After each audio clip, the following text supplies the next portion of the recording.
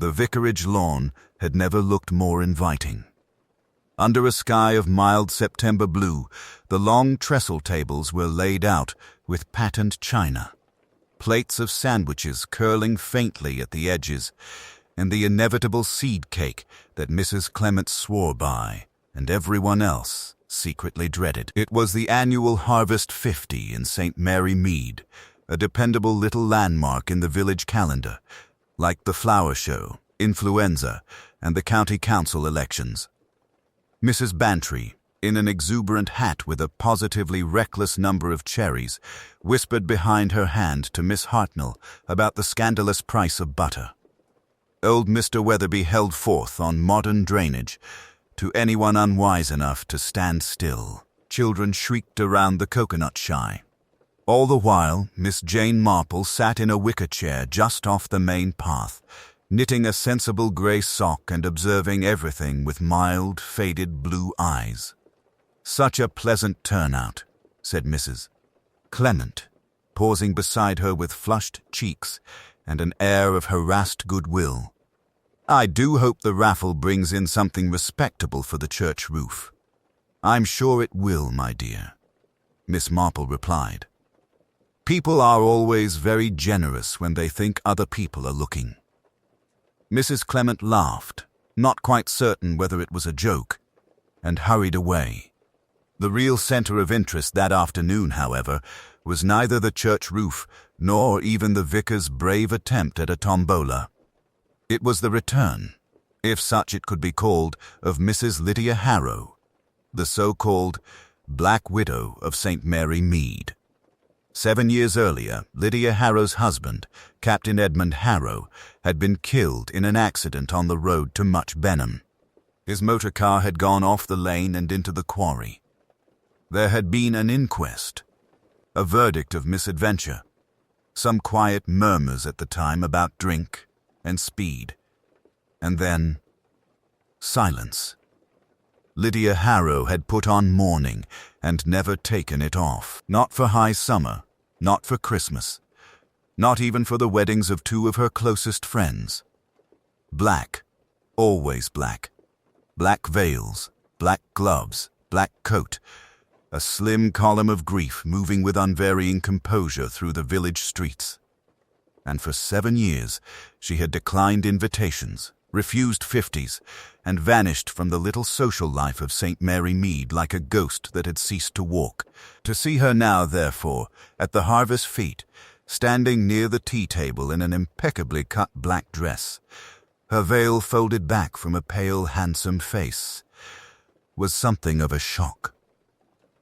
"My dear," breathed Mrs. Bantry to Miss Marple, "one almost expects thunderbolts." Miss Marple glanced over her knitting. Lydia Harrow looked, if anything, younger than Miss Marple remembered. A delicate coolness about her, a calm confidence in the angle of her head. She was talking to Reverend Clement and Colonel Melchett, the chief constable, with an ease that suggested long practice in conversation, if not in village events. People said Lydia had spent much of those 7 years in London. People also said she had not spent them alone. They were still saying it, softly, speculatively, as the raffle was drawn and the first pitch of the cricket match was bowled on the adjoining field. It was the cricket that did it. Afterwards, people would say for years that it had been an absolutely ordinary ball, a straightforward delivery, struck cleanly toward the boundary, sailing over the heads of a cluster of spectators. There was a brief cry, "Mind your heads," and then a curious collective silence. The ball had not hit anyone. It had landed, with dull finality, in the middle of the vicarage herbaceous border, beside the path leading round to the back garden. A small boy, Freddie Pike, ran to fetch it, and stopped. "Sir! Sir!" he shouted, his piping voice shrill. There's a lady lying here." In less than a minute, the harvest fifady dissolved into chaos. People surged toward the path, Others drew back in fascinated horror. Colonel Melchett pushed through with a barked command. Mrs. Clement clutched at her husband's arm. Mrs. Bantry, white to the lips, said, "Oh, my goodness gracious me." Miss Marple, who had risen more slowly than anyone, threaded her way to the edge of the crowd and looked past Colonel Melchett's shoulder. Among crushed delphiniums and scattered petals lay a woman in black, Lydia Harrow, very still, very composed, except for the thin dark line trickling from the corner of her mouth. It was immediately apparent, even to the least experienced observer in St. Mary Mead, that Mrs. Harrow would not be wearing black any longer. Not in this world, at least. The commotion on the vicarage lawn grew at once, shrill and strangely muffled, as though a fog had descended upon sound itself. Children were hastily pulled away, the coconut shy abandoned mid-throw. Mrs. Price Ridley gave a piercing scream that cut through the babble, then promptly sat down on the grass and insisted she was going to faint until she forgot to do so in the general distraction. It was the vicar's wife, Mrs. Clement, who first recovered herself. "Please, please, everyone stand back," she called out, her usually gentle voice assuming a surprising firmness. "Give him air. Colonel Melchett has sent for the doctor." Colonel Melchett, his military moustache bristling, was indeed striding towards the gate, barking at young Freddie Legg to pedal as though the devil himself were behind him to fetch Dr. Haydock. Meanwhile, two men had knelt beside Hartswood's collapsed form. One was the vicar, white-faced but determined. The other, a tall, sandy-haired man in a well-cut but rather worn suit, whom Miss Marple recognized as Mr. Edmund Blackwood, Constance's nephew and presumed heir. "He was quite all right a moment ago," the vicar murmured, fumbling at Hartswood's collar. He only took that one glass of champagne, which appears to have disagreed with him very decidedly," Edmund remarked, though his voice was strained. He loosened Hartswood's tie with quick, competent fingers. "No pulse," he muttered. "We must get him away from the crowd." But there was no moving the body for the moment. The villagers pressed closer despite Mrs. Clement's entreaties, their curiosity stronger than their fear. Bits of whispered theory began to circulate, almost at once. "A stroke, I shouldn't wonder," breathed Mrs. Price Ridley, now sufficiently recovered to enjoy the drama. His face was quite purple. "Always said those London men drink too much," muttered old Mr. Finch, the church organist. "Heart finally gave out, that's what it is." Miss Marple's knitting lay forgotten in her lap. Her hands, though, remained quite steady as she watched not the corpse, but the living. It was an old habit with her. Death, she always said, was a statement. The living were the commentary. Her eyes moved from face to face. The vicar, resolute but clearly shocked, Mrs. Clement, biting her lip, already thinking about telephoning the police. Colonel Melchett, returning now, his manner brusque and controlled, and, a little apart from the rest, Mrs. Constance Blackwood. The widow had not changed position. She stood beside the table where the champagne bottles glittered innocently in the sun. One glass lay shattered by Hartswood's outflung hand, the others, untouched, caught and reflected the light.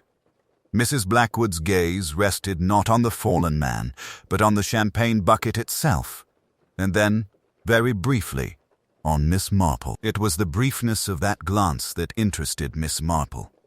A longer gaze might have signified natural distress, or curiosity, or even horror. But that small, measuring look had contained something else entirely. Recognition, perhaps, or calculation.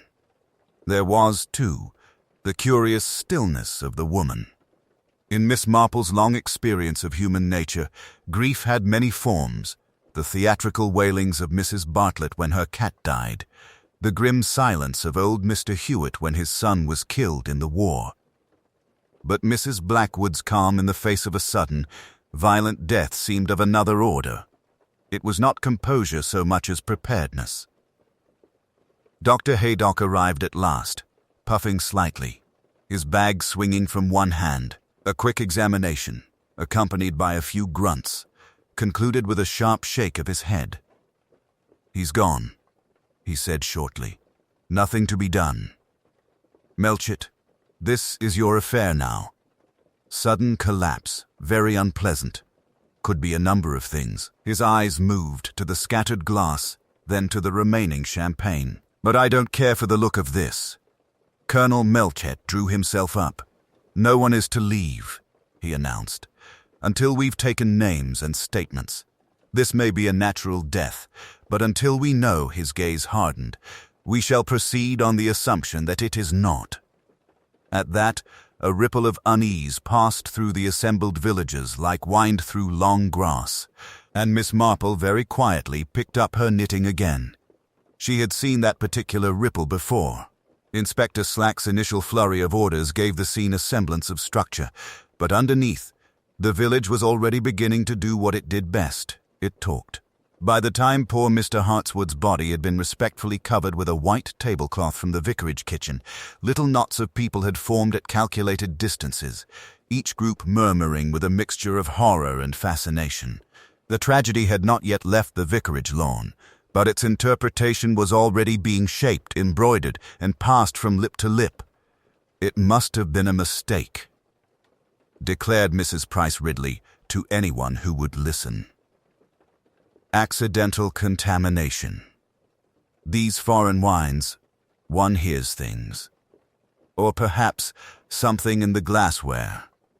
I never did trust lead crystal. Very dangerous, lead.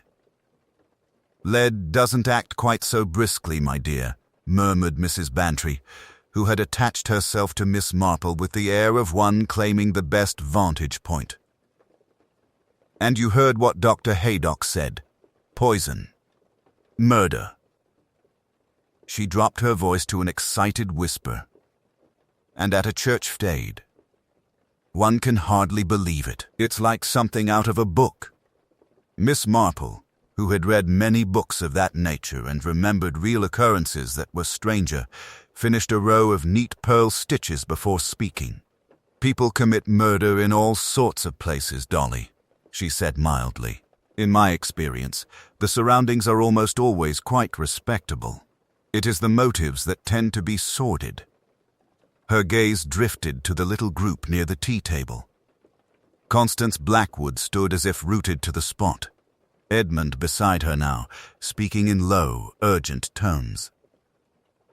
Constance's veil had been pushed back slightly, revealing a pale, fine-boned face with dark, intelligent eyes. Those eyes did not wander helplessly across the scene, as one might expect of a woman unaccustomed to such horrors. Instead, they seemed to take quiet stock, pausing briefly on the champagne bottle, Inspector Slack, and finally on Miss Marple herself. Their glances met for the smallest fraction of a moment. Then Constance inclined her head almost imperceptibly and turned away. "Mrs. Blackwood is bearing up remarkably well," Miss Marple observed, as though commenting on the weather. "She always was the calm sort," Mrs. Bantry replied. "Of course, after what she went through with Gerald, falling from those dreadful cliffs, one supposes she's seen worse." "Yes," said Miss Marple. "Widowhood at a comparatively young age must teach one many uncomfortable lessons. I wonder, though, if they are always learned." At that moment, Inspector Slack strode toward the trio at the tea table. "Mrs. Blackwood," he said, with a politeness that did not quite hide his impatience, "I'll need a word with you. And you as well, Mr. Blackwood. You were standing closest to the deceased." Edmund rose, brushing grass from his trousers. "Of course, Inspector. Anything we can do to assist." Constance's voice, when it came, was low and composed. "I had no conversation with Mr. Hartswood beyond the most ordinary pleasantries, Inspector. We were strangers, more or less. More or less, Slack repeated.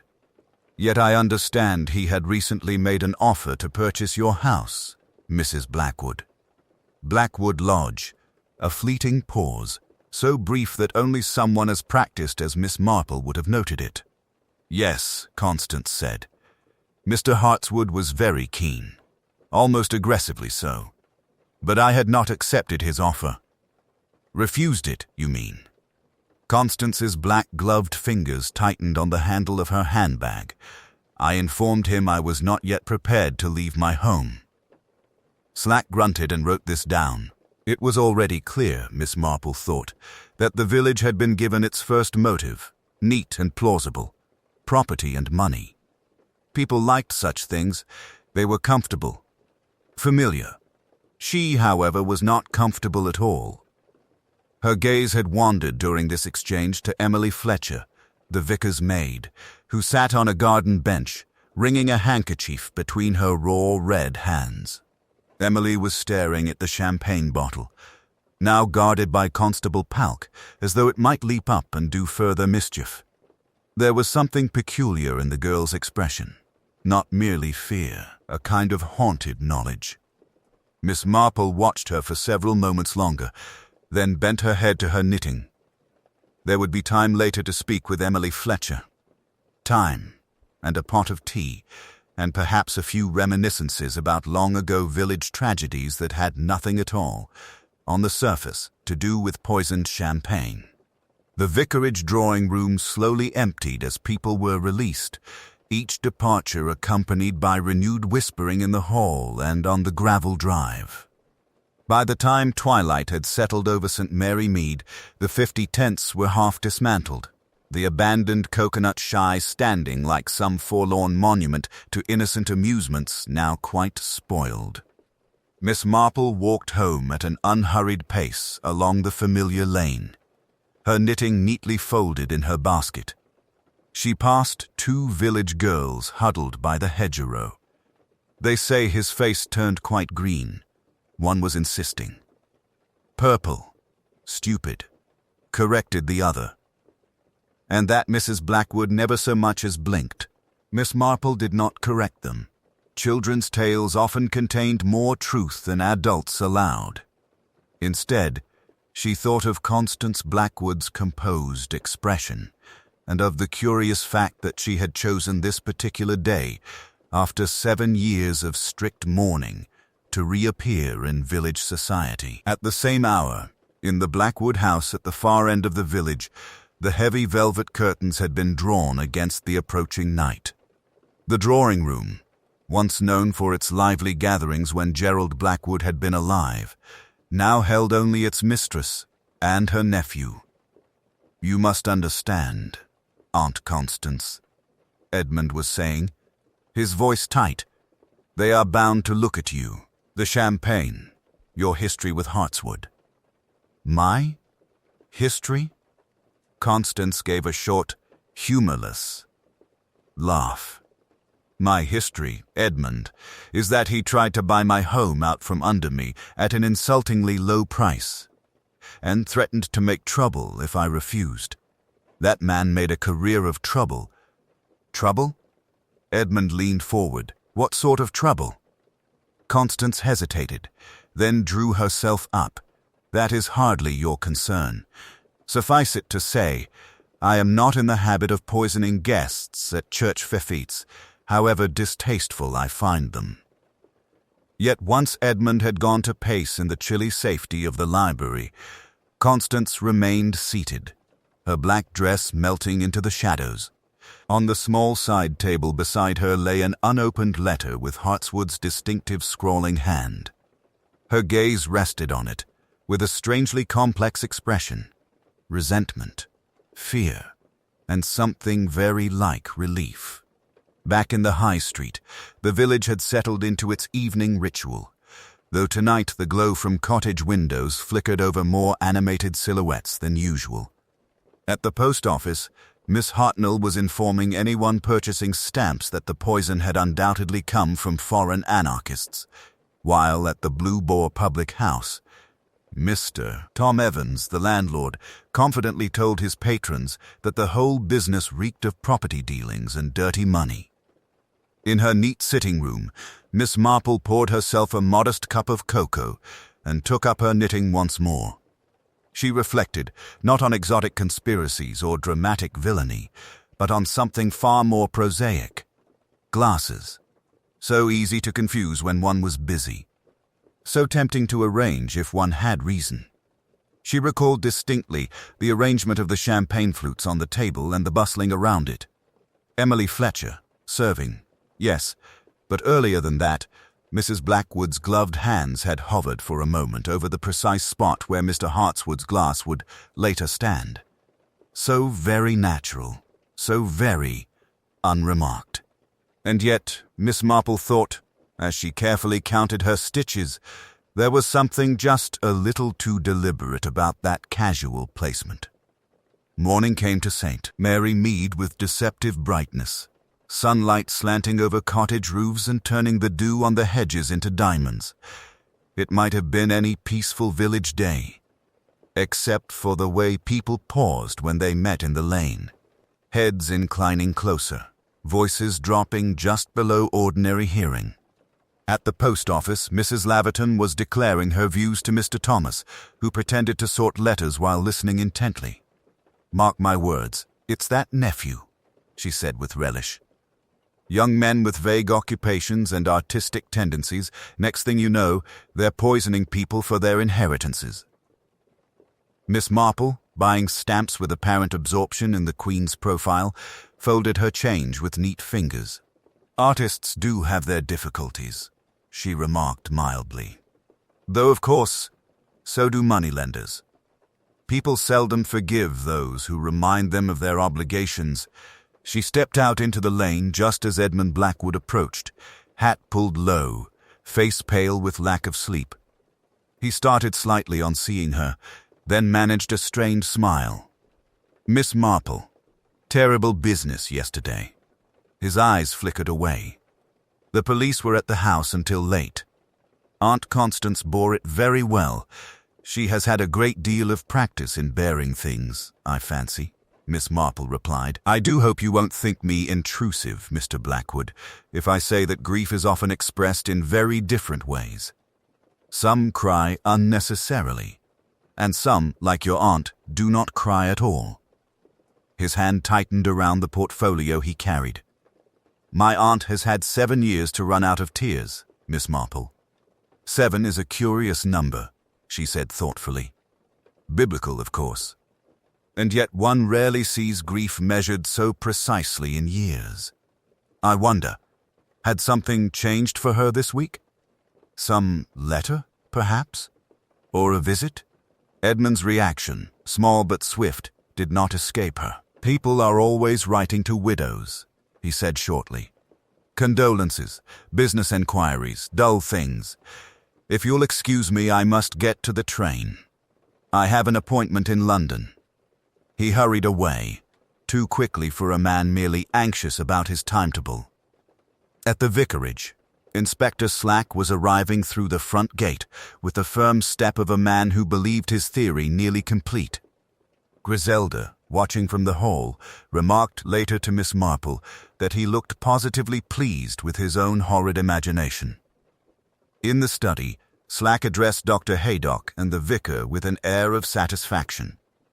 "We've something solid now," he announced. "Chemicals. That's the key. Constable Palk made inquiries. It seems young Edmund Blackwood purchased potassium cyanide from the chemist in Much Benham 3 weeks ago, ostensibly for photographic work." The vicar, distressed, clasped his hands. "But surely that's not unusual for a photographer?"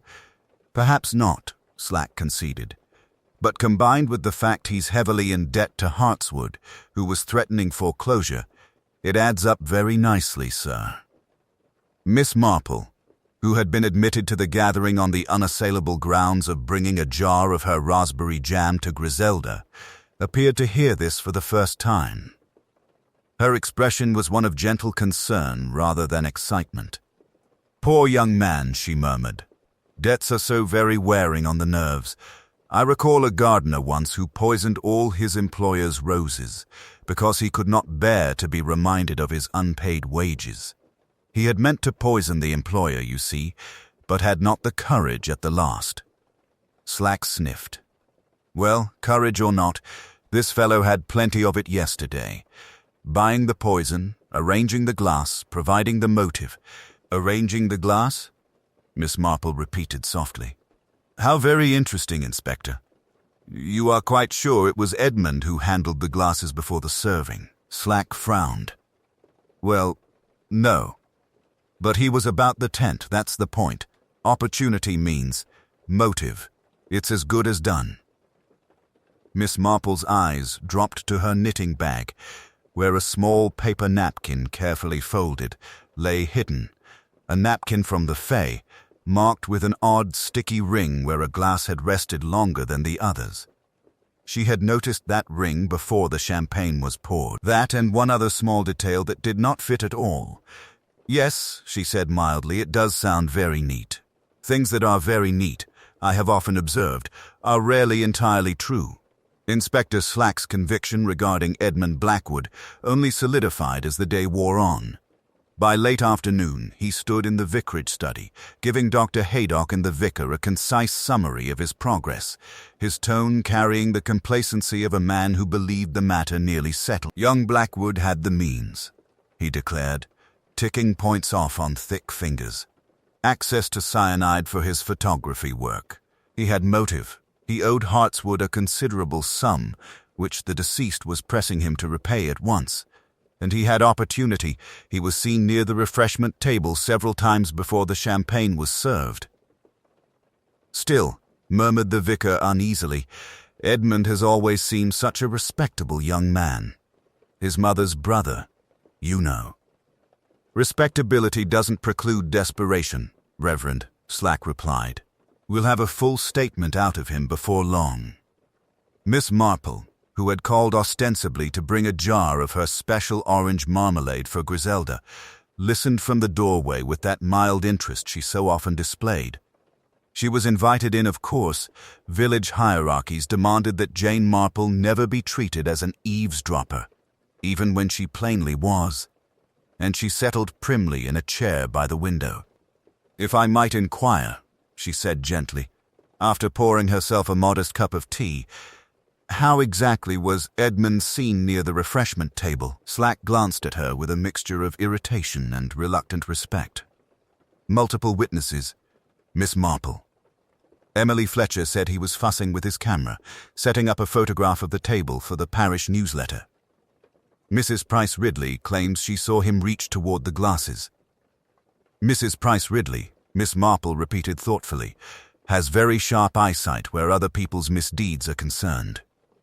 Dr. Haydock allowed himself a small smile. To be fair, Jane, the boys' chemical purchases do look rather awkward. Oh, I'm sure they do, Miss Marple agreed placidly. Just as it looked very awkward indeed. In that business with poor Mrs. Jones's missing brooch, when the charwoman was found to have pawn tickets in her pocket. Yet in the end, it was the lady of the house, who had been quietly selling her own jewels for years. Slack snorted. This isn't a brooch, Miss Marple, it's murder. Exactly, she said sweetly, which makes it all the more important not to be misled by the surface of things, don't you think? That evening Miss Marple paid a call on the vicarage under the pretext of returning a book to Griselda, but asked instead if she might have a few minutes with Emily Fletcher. The girl, pale from strain and red-eyed from crying, was only too eager to talk. I would never hurt anyone, Miss Marple, she protested. Inspector Slack keeps asking if anyone else touched the glasses, but there were so many people about. I arranged them carefully, all in neat rows. Then Mrs. Blackwood came over and asked if she might move one or two to the end, so Mr. Hartswood could have the very best. The very best, Miss Marple repeated slowly. And did she move them herself? Yes, miss. She said the light would be kinder on the glass for Mr. Hartswood's complexion if his was placed at the far right. Mr. Edmund was there too. taking a photograph of the table. He joked that we were arranging a still life for him. Miss Marple's eyes lit with a quiet satisfaction that would have disturbed Inspector Slack had he seen it. There, among the innocent chatter of a frightened maid, lay one of those small, easily overlooked details that so often separated accident from design. That afternoon, as a weak sun struggled through retreating clouds, Miss Marple decided that a call upon Mrs. Blackwood was both socially and morally indicated. She took with her a small jar of damson jam, "for the shock, my dear," as she would explain, and walked up the lane toward the Blackwood house, its stone fade staring out over the village with shuttered, watchful windows. Mrs. Dawes admitted her with the air of one welcoming a much-needed confessor. "She's in the morning room, Miss Marple. Hasn't touched her luncheon. Just sitting there staring at that letter." "Letter?" Miss Marple inquired mildly. "That London one from Saturday," whispered Mrs. Dawes. "She carries it about like something heavy, if you understand me." Miss Marple did understand. People under strain often clung to objects that hurt them, as a tongue will seek out a broken tooth. Constance Blackwood sat very upright near the window, still dressed in uncompromising black. The contrast between her funereal attire and the delicate china cup on the table before her was almost violent. The solicitor's letter lay beside the teapot, its edges softened by repeated handling. "Miss Marple." The widow's voice was cool but not unfriendly. "I suppose one must expect visits. Murder in a village is as irresistible as a church jumble sale." "I brought you some damson jam," Miss Marple said, settling herself with apparent fussiness. "I always think something sweet can be very steadying when life has been, well, unkind." Constance managed a faint smile. "Life has been unkind for rather a long time, Miss Marple. 7 years to be precise, ever since poor Miss Blackwood's accident," murmured Miss Marple. "To lose a husband in such a sudden way, on those dreadful cliffs, must have been a most terrible shock." There was a brief silence. Then Mrs. Blackwood said, quite calmly, "You think I killed Julian Hartswood, don't you?" "My dear, I very seldom think anything so definite so early," Miss Marple replied. "I have found that conclusions reached in haste are often like souffles. They collapse when touched. But I do think, if I may say so, that Mr. Hartswood's death seemed to affect you in a rather particular way." Constance's gloved hands tightened on the arms of her chair.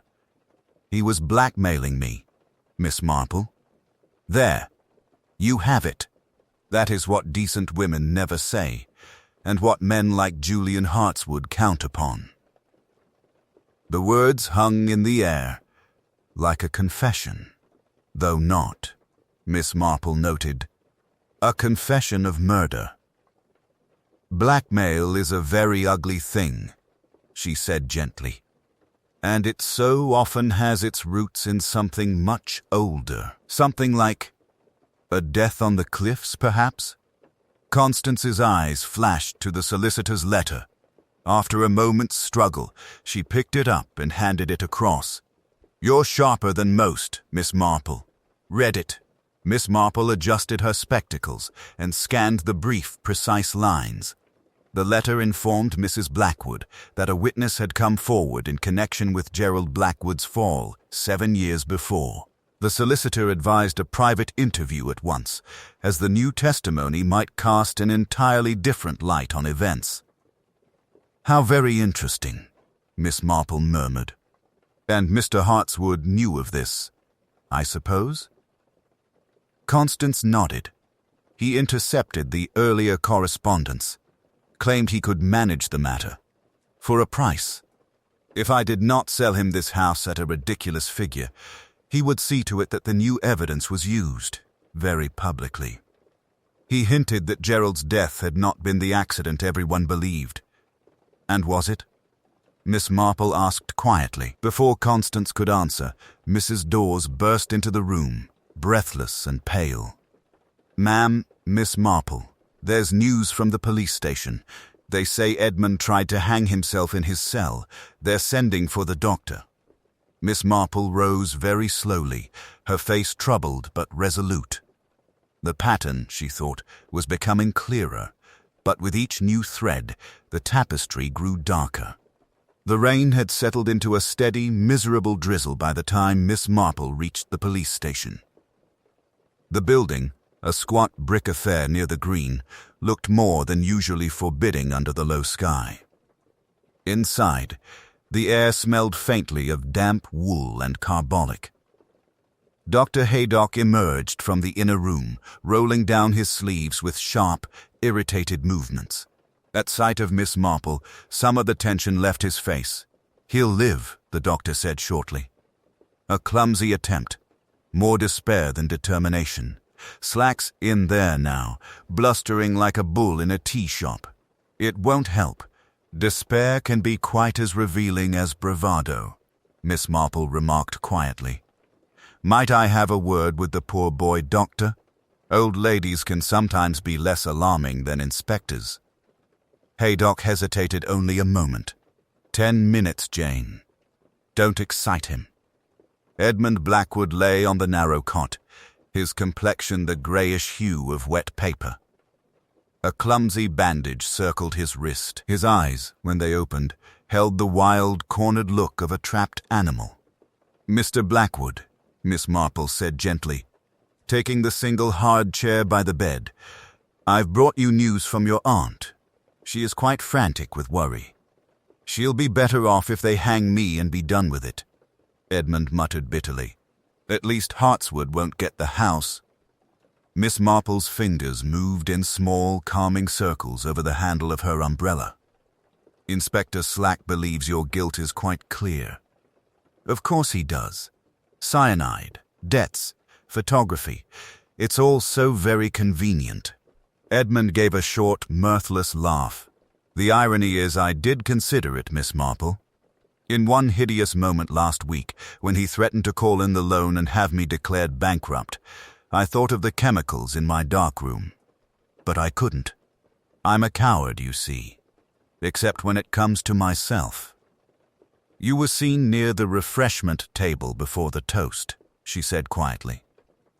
"Taking photographs." "Yes, Emily asked me to. Parish newsletter, fifth to record, all that nonsense. I was framing the shot when Mrs. Blackwood came over. She asked me whether the glasses looked properly arranged. I thought it strange at the time, she'd never cared for such things before. And Mr. Hartswood?" Miss Marple prompted. "He was in the Rose Walk with someone, arguing. I heard his voice, that awful hearty tone he had when he was being particularly cruel. Something about 7 years in black and no more hiding now." I couldn't hear the other voice clearly. Miss Marple filed this away with careful precision. Arguments in Rose Walks, rearranged glasses, a blackmailing property developer, threads beginning to cross in interesting ways. "Did you know," she asked softly, "that Mr. Hartswood intended to make an announcement at the fete?" Edmund's eyes widened. "Announcement? No. He told me yesterday morning that my debt would be taken care of soon enough." I thought he meant foreclosure." Miss Marple studied his face. "Despair, yes. Guilt, doubtfully. People about to be hanged for murder rarely attempted clumsy suicide. In her experience, they clung to every last appeal. Their conversation was cut short by the abrupt entrance of Inspector Slack. That's quite enough, Miss Marple. This is a police matter, not a parish visit." Outside, beneath the dripping eaves, Dr. Haydock joined her again. "Well?" he demanded. "I think," Miss Marple said slowly, "that young Edmund is quite capable of wanting Julian Hartswood dead. But I do not think he is capable of arranging poisonous champagne glasses at a fefty. That sort of thing requires a different cast of mind entirely." As they stepped into the rain, Constable Palk hurried up, breathless. "Beg pardon, sir, but there's been a development. The vicar's just brought in a paper from the Fefty committee box. It seems Mr. Hartswood filled out a donation pledge 10 minutes before he died, leaving a very large sum to a certain Mrs. Constance Blackwood." The rain pattered on Miss Marple's hat brim as she absorbed this. A blackmailing man leaving money to his victim moments before his death. The pattern, already curious, had just taken on a new and unexpected twist. Back in her neat sitting room, Miss Marple laid Edmund's photograph upon the table and fetched her spectacles. With the aid of a small magnifying glass, ostensibly used for unpicking difficult stitches, she studied the blurred figure beside the refreshment table. The outline was unmistakable once one knew what to look for. The cut of the jacket, the familiar tilt of the head, the distinct, compact build. The hand was caught mid-movement, fingers closing around a little silver object whose outline gleamed faintly even in monochrome. Miss Marple sat very still, the corners of her mouth tightening almost imperceptibly. After a moment, she folded the photograph, slipped it back into her knitting bag, and rose. An hour later, Dr. Haydock arrived at Miss Marple's cottage in answer to a brief note she had sent. He came in looking tired, his manner brisk but kindly as always. "You wanted to speak to me, Miss Marple?" "I haven't much time. Slack is clamoring for my final report." Of course," she said soothingly. "I only thought you might like a few minutes' quiet. And perhaps a word about Edmund Blackwood. Such a pity, a young man driven to that extremity. Do sit down, Doctor. I have some rather good seed cake." She poured tea, her movements unhurried.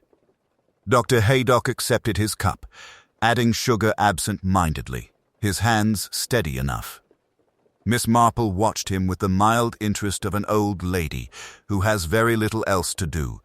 "You know," she said reflectively, "this whole dreadful affair put me in mind of an old case, years ago now. A man said to have died from heart failure.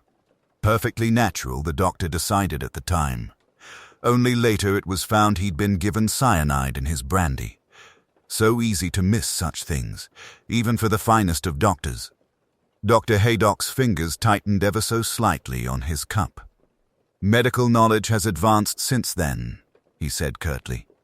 "Mistakes are regrettable but hardly criminal." "Oh, indeed no," Miss Marple agreed. "Particularly when there is pressure from the family, or from someone else with a great interest in the verdict. Blackmail can be such an ugly thing." His eyes flashed to her face, quick and sharp, before he looked away. "You're thinking of Hartswood, I suppose. He bled half the county with his little schemes. Such a very unpleasant man," Miss Marple agreed, always ferreting into old records. Inquests, for example. 7-year-old inquests about unfortunate accidents on cliffs. There was a tiny pause. The church clock struck the half-hour in the distance. "You're chasing shadows, Miss Marple," Dr. Haydock said abruptly. "If you've called me here to discuss superstition and village gossip—" "Oh no," she interrupted gently. "Not superstition. Just photographs. So wonderfully revealing, don't you think? They catch such unguarded moments. One sees things in the background one quite overlooked at the time. A hand reaching for a flask, for instance.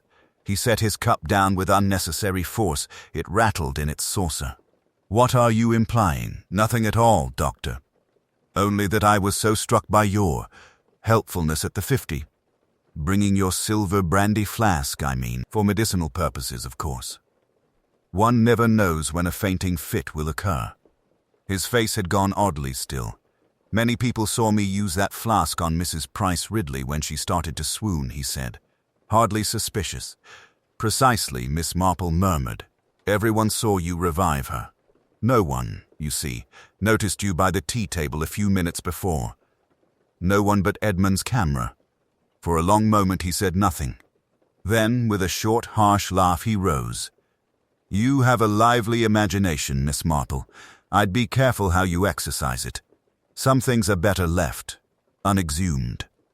When he had gone, Miss Marple remained seated, her hands folded on her lap. The test had been sufficient.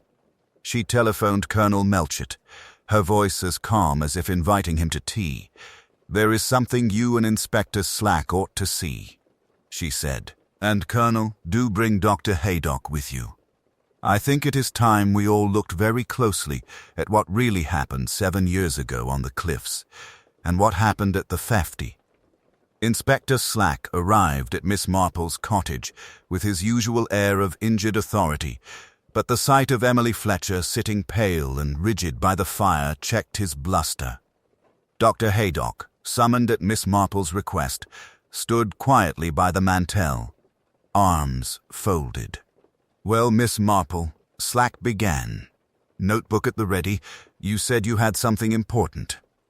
I trust this isn't another of your notions about gardeners and rose thieves.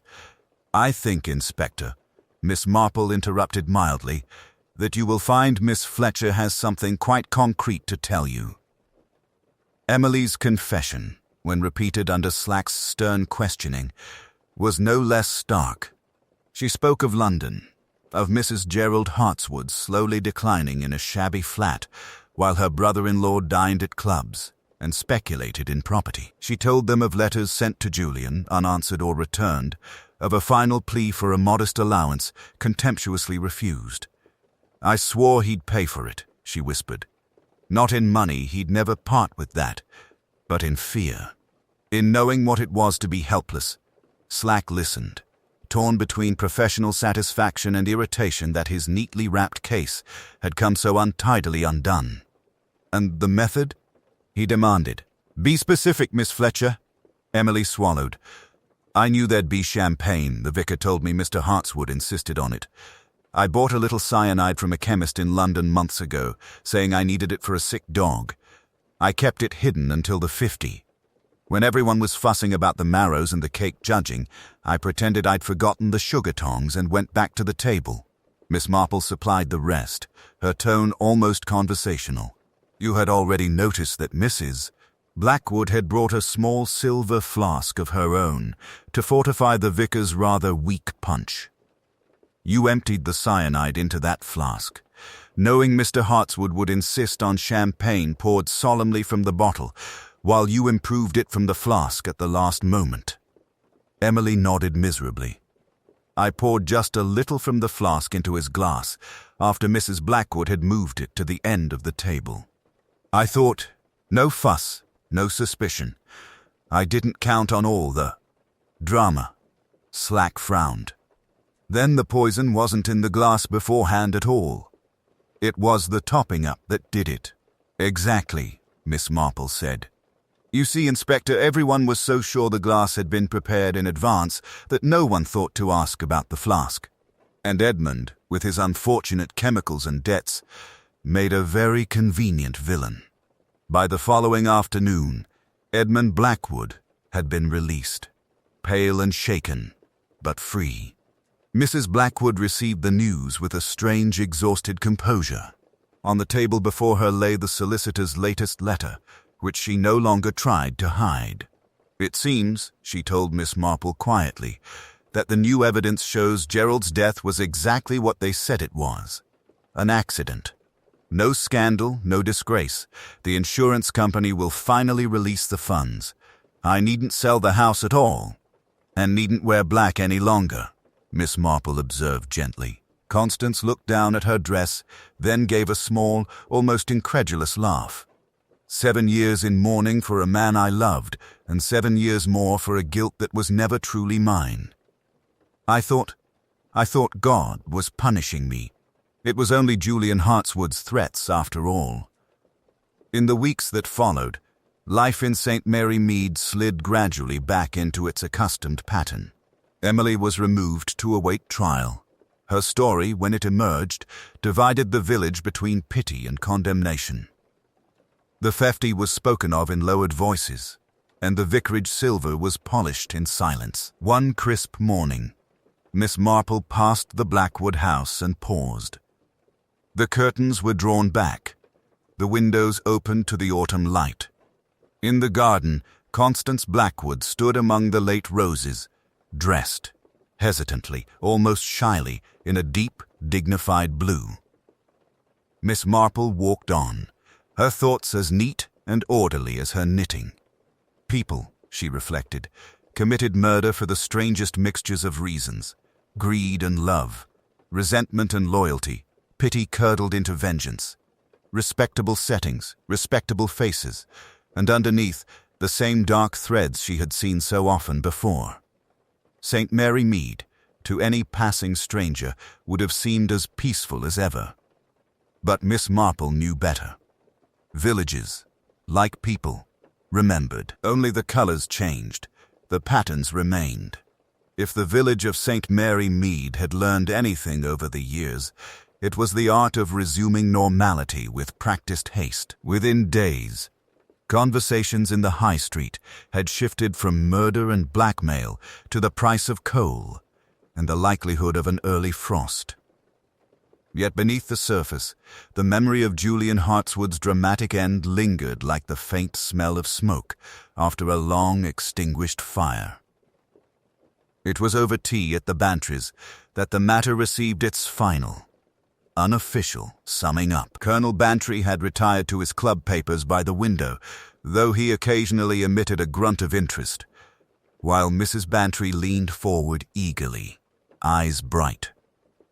"My dear Jane, you really must explain it all from the beginning," she demanded. "Slack takes full credit, of course. Insufferable man, but everyone knows it was your doing. A silver flask. Such an unassuming thing." Miss Marple, sitting primly with her saucer balanced on her lap, smiled faintly. "Well, Dolly, it was really quite simple. Everything depended upon that flask. We were all looking at the glasses and the bottle, because that is where Inspector Slack thought the poison must be. But I have found that when everyone is looking one way, the truth usually slips in from another direction." Mrs. Bantry shivered with pleasurable anticipation. "And that photograph Edmund took, what a stroke of luck." "Hardly luck," Miss Marple corrected gently.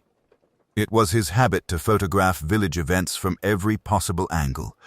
Very like my friend Mrs. Weatherby's nephew, he solved a small theft at a Sunday school treat in much the same way. In Edmund's picture, you see Emily is not simply standing near the table. She is unscrewing something in her hand, and that something lies on the cloth a moment later. The flask. And the way she spoke about Mr. Hartswood after his death, Mrs. Bantry mused, so respectful, so proper. Which was precisely what put me on my guard, Miss Marple said, very much like a parlour maid I once knew, who spoke too perfectly of a most unpleasant employer. True devotion rarely sounds quite so rehearsed. Colonel Bantry lowered his paper. "Still say the widow's conduct was damned odd, Jane.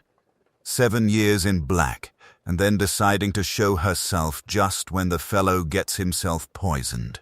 Looks bad."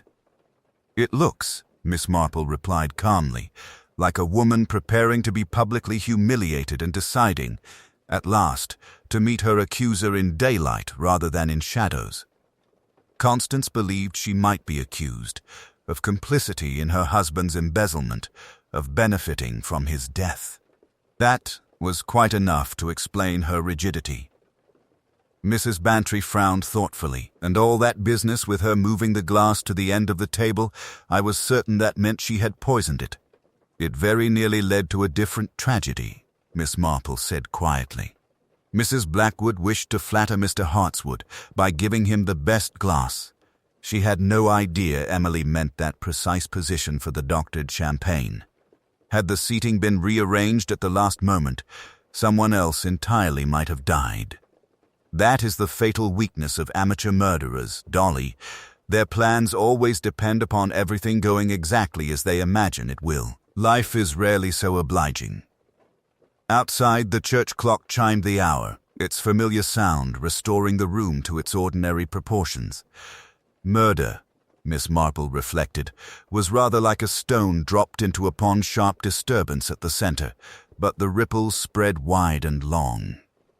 "Well," Mrs. Bantry sighed, reaching for another slice of seed cake, "I suppose we shall go on as before. Garden 50s and jumble sales and parish teas." Miss Marple's pale eyes held their gentle, unillusioned light. "Yes, Dolly. People will go on doing the same things, for the same reasons. Love, money, pride, fear. Only now and then, one sees a little more clearly how far they are prepared to go." The evening of Mrs. Blackwood's first dinner party arrived with a clear October sky and a faint chill in the air, the kind that made lamplight and good company seem doubly inviting. St. Mary Mead, which had so often whispered about the house at the end of the lane, now regarded it with cautious approval. The heavy curtains were gone, replaced by simple lace. The brass knocker had been polished to a friendly shine. Miss Marple, escorted by Colonel and Mrs. Bantry, noted these alterations with quiet satisfaction as they were shown into the drawing-room. The transformation within was even more striking. The room, once heavily draped in gloom, now glowed with warmth, lamps carefully placed, a modest vase of chrysanthemums on the mantel, and, most tellingly, a small framed photograph of Gerald Blackwood resting in an unobtrusive corner rather than dominating the room like an accusation. Edmund Blackwood stood near the pianoforte, speaking earnestly with Dr. Haydock. There was still a certain fragility about him, a shadow born of his recent ordeal, but his eyes were clearer, his movements less haunted. When he saw Miss Marple, he crossed the room at once. "I meant to call sooner," he said, taking her hand with genuine gratitude. "But I couldn't quite find the words. If it hadn't been for you, Miss Marple." She patted his hand gently.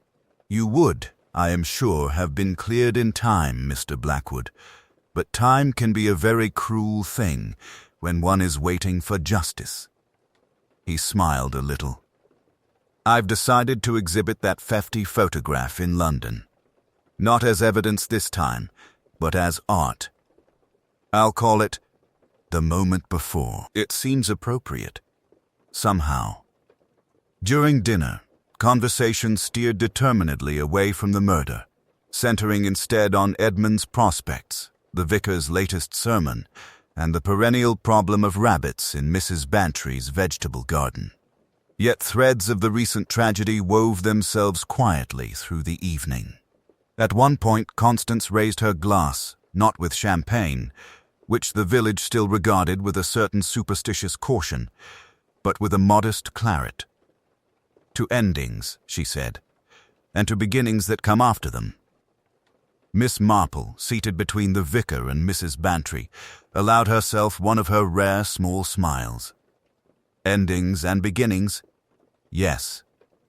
The village had seen both in recent weeks. Later, when the guests had gone and the house had grown quiet, Miss Marple walked home beneath a cold, bright scattering of stars. She moved slowly, not from weariness, but because she was thinking, turning over, as she always did, the tangle of human motives that had led from a London sick room to a village 50, and finally to a prison cell. Emily Fletcher's trial had concluded only days before. The verdict, guilty with a strong recommendation for mercy, reflected the jury's struggle to reconcile her devotion with her crime. She would not hang. Instead, she faced years of confinement in which, Miss Marple hoped, she might come to understand that vengeance, however lovingly conceived, remained a poor memorial for the dead. At her gate, Miss Marple paused to tidy a wayward strand of clematis, fingers as deft with living things as with yarn. People, she reflected, were very much like her plants. Some grew twisted for lack of light or kindness, some flourished on the barest attention, and a few, like Emily, put forth deadly blooms when too long watered with bitterness. Inside she lit her lamp, set the kettle on and took up a fresh ball of wool. As the new pattern began to take shape beneath her needles, she thought of Mrs. Blackwood in her blue silk, of Edmund's determination, of Emily's quiet devastation, and of Julian Hartswood, dead not from chance or foreign intrigue, but from the simple, ancient arithmetic of greed and resentment. It was, in the end, perfectly ordinary. That, Miss Marple knew, was the most chilling thing of all. How very normal the road to murder could seem, step by small step. She finished the first neat row, folded her hands for a moment in her lap, and listened to the ticking of the clock and the faint murmur of the village settling into sleep. St. Mary Mead would know other scandals, other secrets. Human nature saw to that, and when it did, she would be here, as unremarkable as a spinster with her knitting, watching, listening, and quietly counting the stitches of the human heart.